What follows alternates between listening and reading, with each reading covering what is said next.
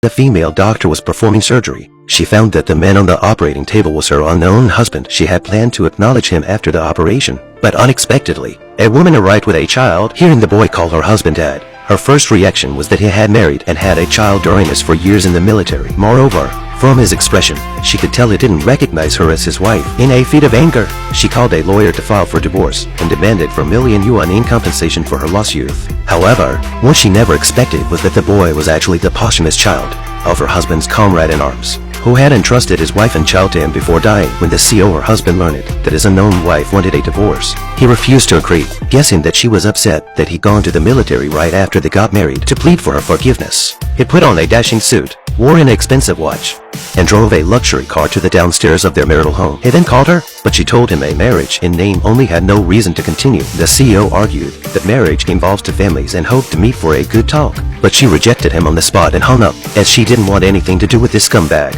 Still, the CEO didn't give up. He arrived at their marital home with flowers, ready to appease his wife, but when the door opened, he frowned in shock.